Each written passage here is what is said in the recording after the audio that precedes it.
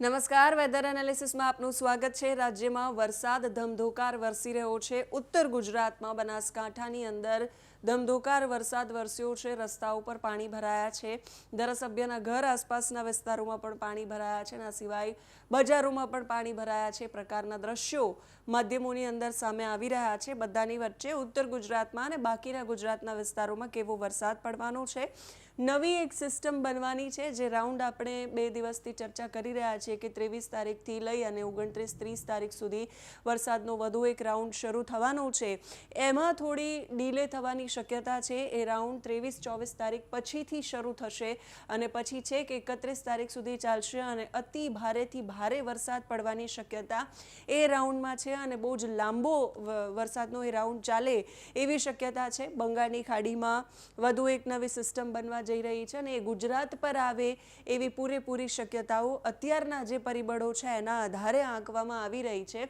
Depression જે બનેલું હતું, જે ઉત્તર ભારત તરફ જવાનું હતું, જે રાજસ્થાન તરફ હતું અને એના કારણે ઉત્તર ગુજરાતમાં વરસાદ પડી રહ્યો છે, એ ક્યાં પહોંચ્યું છે અને હવામાન વિભાગે હવે કયા વિસ્તારોમાં એલર્ટ આપ્યું છે, બધા જ વિષયો પર વાત કરીશું। સૌથી પહેલા વિન્ડીની સ્ક્રીન પર જોઈ લઈએ જે રાજસ્થાનના ભાગોમાં જે ડિપ્રેશન, વેલમાર્ક લો પ્રેશર અને લો પ્રેશર જે સર્જાયું હતું એ બંગાળની ખાડીમાંથી ધીમે ધીમે ઉપર આવ્યું અને ઉપર આવી અને પછી આમ ઉત્તર ભાગમાં જવાનું હતું, એના બદલે એમાં પરિવર્તન આવ્યું અને એ આવ્યું રાજસ્થાન તરફ અને ઉત્તર રાજસ્થાન તરફ જઈને હવે પાકિસ્તાનમાં જશે।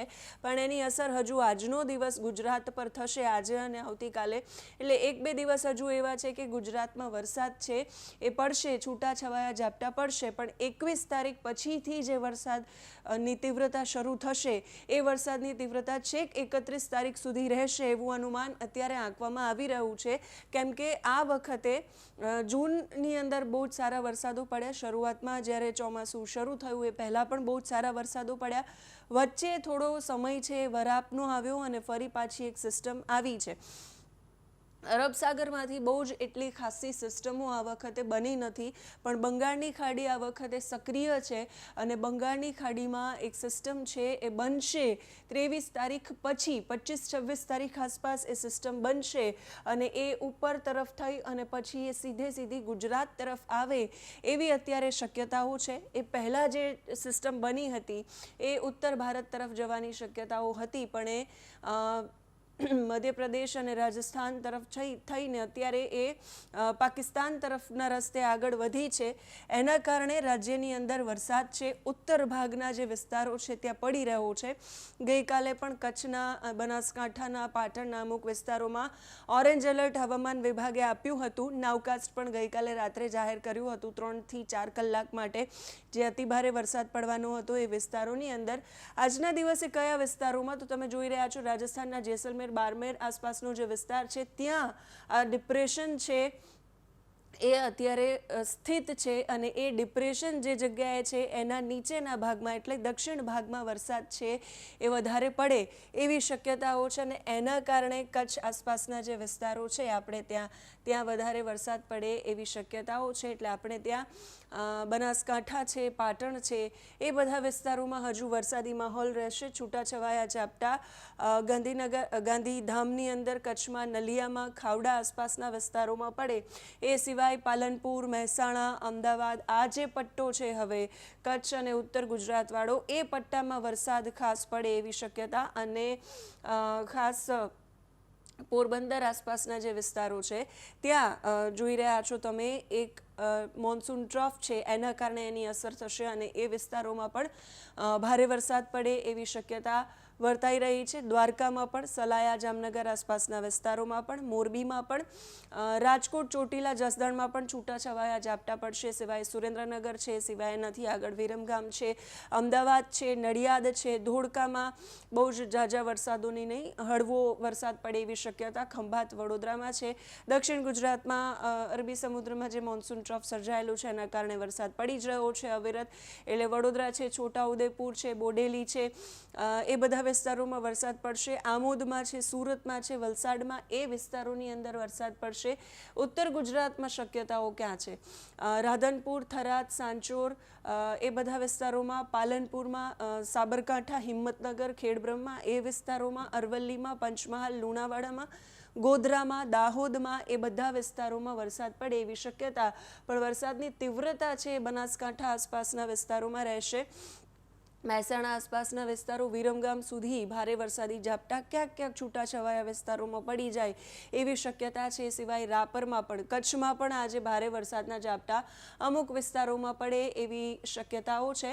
એટલે બનાસકાંઠા આસપાસના જેટલા પણ વિસ્તારો છે એ વિસ્તારોમાં છૂટાછવાયા વરસાદી ઝાપટા આજના દિવસે પડે એવી શક્યતા છે. સિવાય પોરબંદરમાં પણ ઝાપટા પડે, ભારે ઝાપટા પડી જાય એવી શક્યતા. જામનગર આસપાસના વિસ્તારોમાં પણ એની અસર થશે એટલે એના ઝાપટા પડે એવી શક્યતા. પછી જેમ દિવસ આગળ જશે એમ એમાં પરિવર્તન આવતું જશે અને એ બદલાતું જશે. ગાંધીધામ આસપાસ સાંજના સમયે વધારે વરસાદ પડે, પછી થાન છે, સુરેન્દ્રનગર, જૂનાગઢ, જામનગર એ બધા વિસ્તારોમાં હળવાથી મધ્યમ વરસાદી ઝાપટા પડે.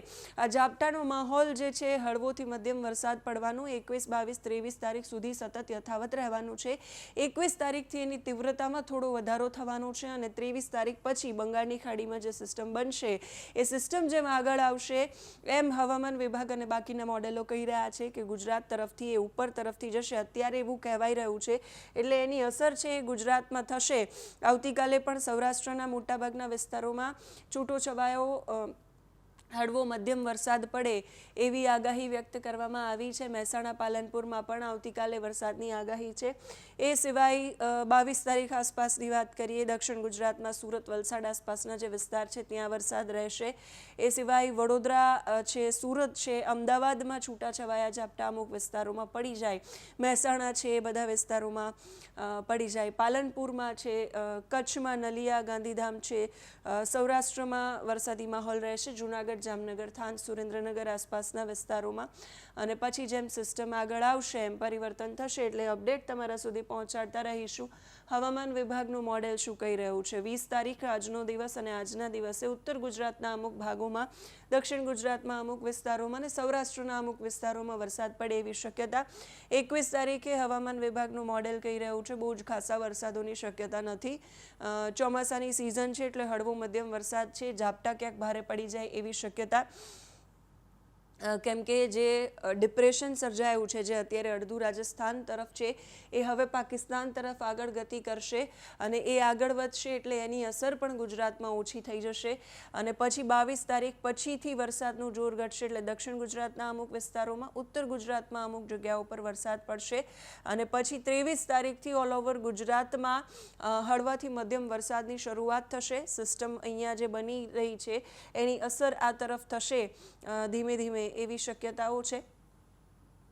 પછી 24 તારીખ આસપાસ પણ અહીંયા જે બનેલી સિસ્ટમ છે બંગાળની ખાડીમાંથી આવતા પવનો અને બધું જ એની અસર પણ થશે. એ સિવાય મોન્સૂન ટ્રફ અને અપર એર સાયક્લોનિક સર્ક્યુલેશનની અસરો પણ થશે. એ સિવાય 25 તારીખ આસપાસ અહીંયા તમે જોઈ શકો છો આ જે રાઉન્ડમાં દેખાઈ રહ્યું છે એ સિસ્ટમ બની રહી છે અને સિસ્ટમ બનશે એટલે ધીમે ધીમે આગળ આવશે અને એની અસર છે થશે એટલે અતિ ભારે, અત્યંત ભારે વરસાદ વરસવાની શક્યતા પછીના તમામ દિવસોમાં છે. સિસ્ટમ ધીમે ધીમે આગળ આવતી જશે અને સિસ્ટમ સીધી અહીંયાથી ગુજરાત તરફ ગતિ કરે એવી શક્યતા છે. એટલે ગુજરાતના મોટાભાગના વિસ્તારોમાં ભારે, અતિ ભારે અને અત્યંત ભારેનું એલર્ટ પણ એ સમયે આપવામાં આવશે. 28 તારીખ સુધી ગુજરાતમાં ઓલ ઓવર વરસાદની શક્યતાઓ છે. એની સાથે સાથે એ સમયગાળા દરમિયાન અરબી સમુદ્રમાં પણ એક સિસ્ટમ બનતી હોય એવી શક્યતાઓ અત્યારે છે. એમાં આગળ જેમ અપડેટ આવશે, જેમ હવામાન વિભાગ, હવામાન નિષ્ણાંતો આપણા સુધી માહિતી પહોંચાડશે તમારા સુધી અમે પહોંચાડતા રહીશું. 30-31 તારીખ સુધી હવામાન વિભાગનું આ મોડેલ કહી રહ્યું છે કે રાજ્યની અંદર વરસાદનો એક ખાસો એવો સારો અને લાંબો રાઉન્ડ છે એ ચાલુ થવાનો છે. ખેડૂતો માટે આ સારા સમાચાર કહી શકાય. જે આગળની વાવણીની તૈયારી કરતા હોય કે આગળની ખેતીને રિલેટેડ જે તૈયારીઓ કરતા હોય એ ખેડૂતો માટે આ સારા સમાચાર છે. કેમ કે વરસાદ સારા એવા પ્રમાણમાં, સારો એક એવો રાઉન્ડ જે લોકો રાહ જોઈ રહ્યા છે વરસાદની ઘણા લાંબા સમયથી, એમના માટે આ રાઉન્ડ એક પાછો શરૂ થવાનો છે. 20 તારીખની આજની આગાહી. કચ્છ, મોરબી અને જામનગરમાં હવામાન વિભાગે યલો એલર્ટ આપ્યું છે. હવામાન વિભાગે જે ગઈકાલે પ્રેસ નોટ જાહેર કરી એમાં આજના દિવસ માટેનું આ પૂર્વાનુમાન છે. નાવકાસ્ટ દર 3-4 કલાકે હવામાન વિભાગ જાહેર કરતું હોય છે. એમાં જો કોઈ મોટા અપડેટ આવે, એમાં જો અત્યંત ભારે કે અતિભારે વરસાદની આગાહી કરવામાં આવે તો અપડેટ તમારા સુધી પહોંચાડતા રહીશું. પણ હાલ કચ્છ, મોરબી, જામનગર, બનાસકાંઠા જેવા જે વિસ્તારો છે ત્યાં હવામાન વિભાગે એલર્ટ જાહેર કર્યું છે, એટલે એ વિસ્તારોમાં ભારે વરસાદ પડે એવી શક્યતા છે. આમ ઓલ ઓવર ગુજરાત માટે 23 તારીખ સુધી ગાજવીજ સાથે વરસાદની આગાહી હવામાન વિભાગે વ્યક્ત કરી છે. જેમ અપડેટ આવશે એમ તમારા સુધી પહોંચાડતા રહીશું. જે પણ સિસ્ટમ છે નવી બનવાની છે એ ક્યારે બને છે, કઈ દિશામાં આગળ વધે છે, ગુજરાત પર એની કેટલી અસર થવાની છે, આ બધી જ માહિતી પહોંચાડતા રહીશું તમારા સુધી. તમે કમેન્ટમાં અમારા સુધી એ પહોંચાડતા રહો કે તમારા ગામ, જિલ્લા, વિસ્તારમાં કેવો માહોલ છે. અત્યારે આ વિડીયોમાં બસ આટલું જ. નમસ્કાર.